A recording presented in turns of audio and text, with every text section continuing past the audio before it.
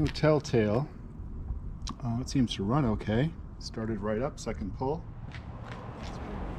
Okay, with the continued fiasco of the inboard engine and needing that big end bushing there. Oh no, you don't know about that. I went to reassemble that inboard diesel engine, and unfortunately I've hit another snag. And that is the two new bushings I bought for the big end of the connecting rod. One of them was pretty heavily scored. When they shipped the two halves together, one dug into the other. Anyways, the point being that I believe I need to buy another set. That's in the works, but while we're waiting, instead of a video on that inboard reassembly, I'm going to get back to the outboard here and find out why it's not, why there's no cooling water stream coming out of the telltale. Okay, I guess I'm going to remove this lower unit. See what we've got there.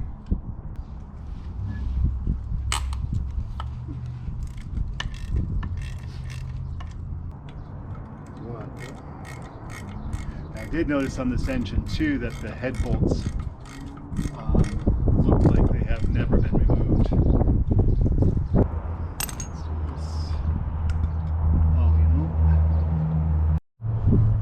Sorry, it's probably really windy. I loosen this up and just pull this right on out here. Let's see. Oh, maybe it needs to be loosened a little bit more. There we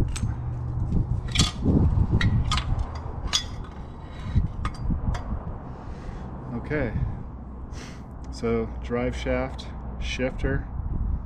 This is where the inlet to the water goes up, and the water pump. And so in this water pump here, we've got 4 bolts. We'll remove those and we'll have a look at the impeller beneath it. Okay, just those 4 10 mil bolts. Probably want to clean those up. And then this thing, I think, just come right up and off. And I don't know if that's grease or looks like some remnants of this. Here is the it's pretty nasty. Let's see if I can push that up. Let's see if I can get that up there. All right, here we go. Here it is. And it is definitely, it's super worn. So I'll put one of those on order.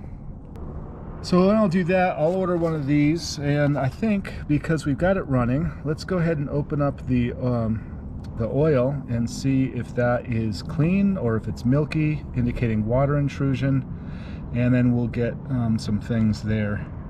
Wow, getting this lower unit back in is a haul. You gotta get the drive shaft lined up, there's a coolant water hose, and then there's the shift lever. And you can't, it's so hard to see up in here. Anyways, I didn't show it.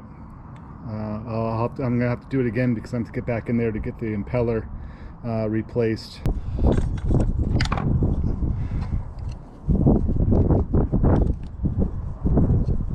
And there is, that's excellent. There's no milkiness to that oil.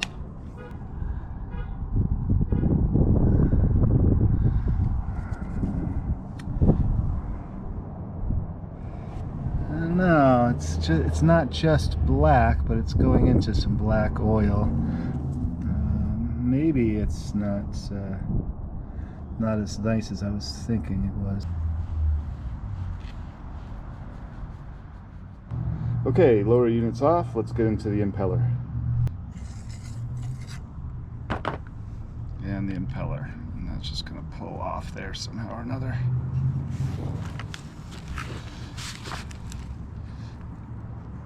If this was a bigger lower unit, I would definitely benefit from a vise. Okay, and we just have a lower plate here that I'm not sure what it does actually, but it seems like it's okay. So here's that old impeller right there. You can see along the tops here, well, I think you can anyways, how worn away it is. You know, up here is okay, and then, you know, moving to the right there, it's worn. I got a brand new one, and you see the difference here. Let's see if I can. Difference between these two here. This one's still supple, but I think I burned it out because I think the actual reason why it wasn't pumping any cooling water was because I didn't have the tank. I had the lower unit in. I don't think the water was deep enough. Okay, I've got the base plate here and the impeller kind of lubed up with a little bit of glycerin, just vegetable glycerin. It's water soluble and it'll just help lubricate things before water reaches them. Hopefully you don't burn out another impeller here. And just line up the little slot here with the locating pin, and that's good. And then we'll take this, and I lube that up with some glycerin as well, and we'll slide that down. And what I'm going to do is I'm just going to turn the shaft here. I'm going to turn that clockwise to spin the impeller clockwise, while I put a little pressure down on this, and that will just slide right down on top there. So that's going in the direction it needs to go. Okay, I've got this all back together again. As you might have noticed, I did clean up the shaft here, cleaned up the shift rod. That's all, the fasteners are all down. And the most difficult part of this whole process really is just fitting the lower unit back up into the receiving end of the outboard there. And it didn't take too long, about 8 minutes, maybe, something like that. Note to self, do the drive shaft first, then the connection of the gear shift down below, then the water uptake tube, get that seated, and then lastly, put the shift link piece up through. There's a grommet at the top here, and that should go last. And if you put it in that order, and then at the very last, I put it back into neutral and turn the engine just over a little bit so that the drive shaft, which is splined, would seat. It won't seat unless you turn the engine just a little bit. So anyways, note to self, that seems to work. And the last thing I want to do is refill the lower unit with oil. I've drained it, but I'll open up these two. Oil level here, oil fill down here. Oops. Oil level up here, oil fill down here. We'll get that filled back up. I bought this.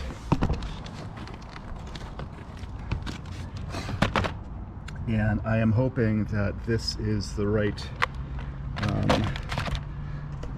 connection here, the right thread, so I can use this pump to fill it up. It'll make things a lot easier. We'll see. We'll go ahead and open this up. I see. Yeah. I'm letting that drain out. I didn't adjust that linkage down here properly. So because that's just staying in neutral there, or rather in reverse.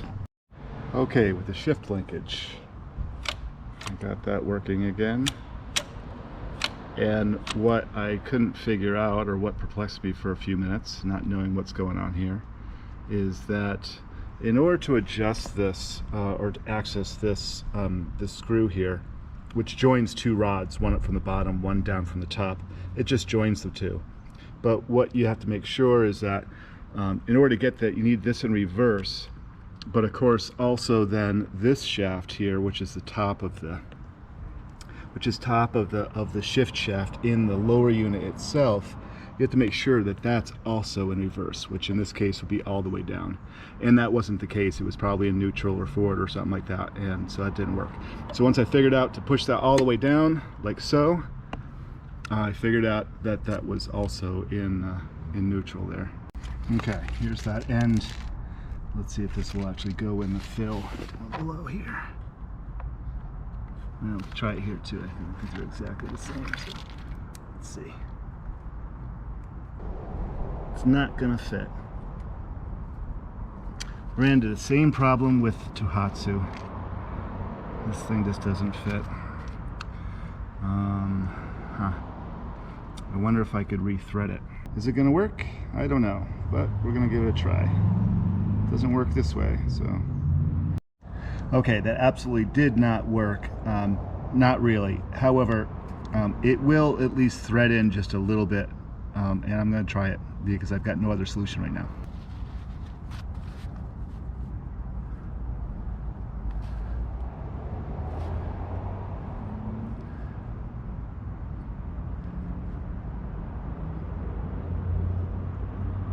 Yeah, that might be just enough to do it. We'll see. There we go. Oh, so far so good. So we'll just wait for something to come out here.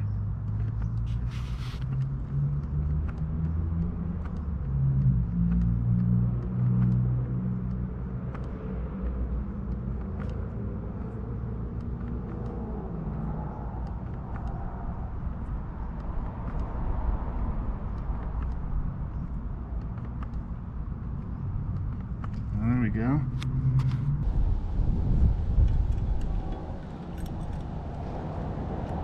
Okay, I got a bucket filling up here, and what I suspect is, with the cooling water at least, is last time around when I first started it, the cooling water really was just above this, the cavitation plate, and I believe it really should have been closer to the second fan up here. So I'm going to fill this bucket all the way up. It'll take me another couple minutes, and then we'll start it up and see what happens. We'll put the choke on.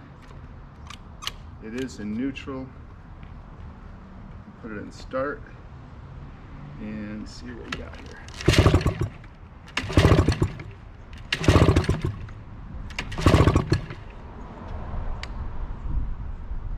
Oh, choke wasn't on. Let's try the choke.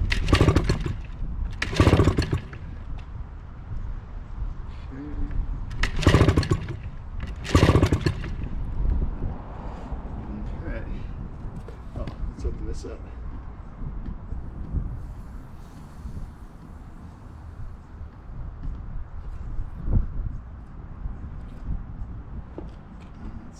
Start. Choke is on. This is connected.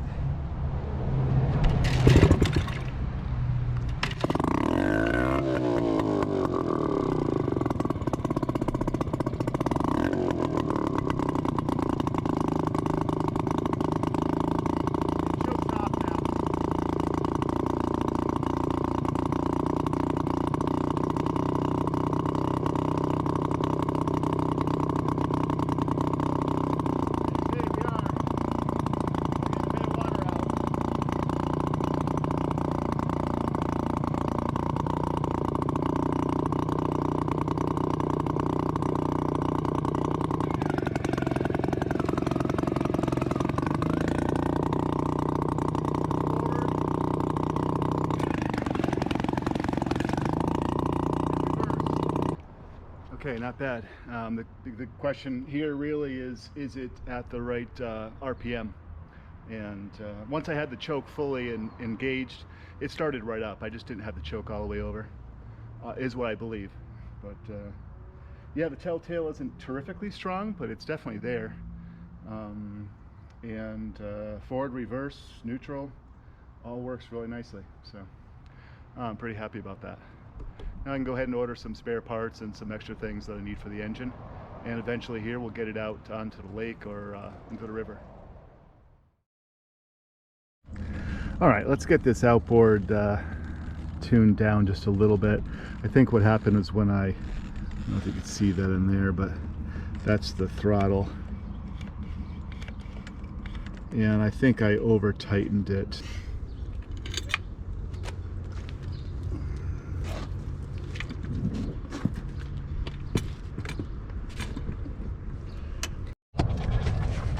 Well, immediately I've got to change the trim. You can see the bottom there is actually nearly hitting the boat there, so I'll pull it back just like that a little bit.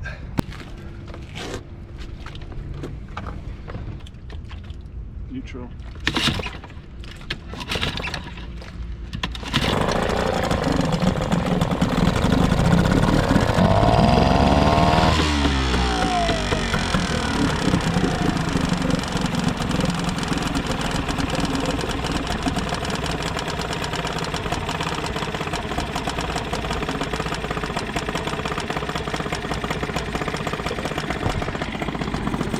I adjusted that idle, and I'm really pleased I did, actually. It seems to be okay.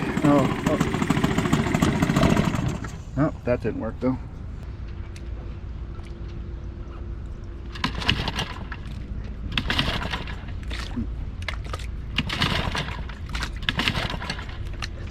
Okay. Okay, I got it up and running again. That's Telltale is spurting out. It didn't, only took a little bit more choke and whatnot here.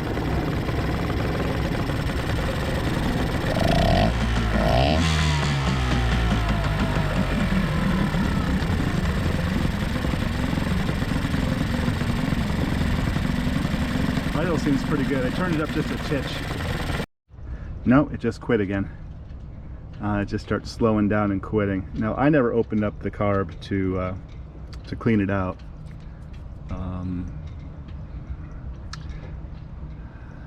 I don't know. Let me play with it and we'll get back. Yeah, I don't know. I think we might have a problem there. Telltale. There we go. See, it's coming out good now.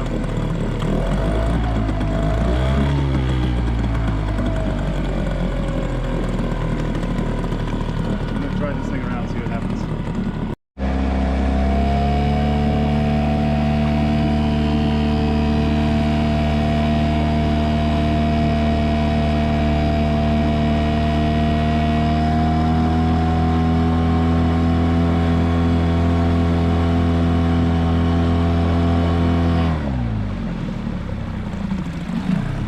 Outboard is super squirrely. I should mention this is the first time I've ever been in a dinghy with an outboard, so it's a bit of a curve here. You know, I mean, it seems to be doing okay. Out and about here.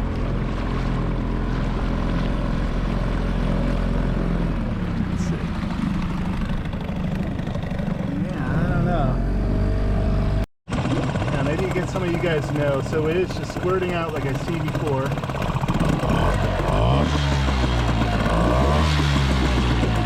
I got a good stream right there, that's the way it should be. And it just tapers off. So I guess my buddy's right. My buddy Bob was saying that probably it's the intake to the impeller. Because when it's revved up, we do get water through in a good stream, so it's not likely to be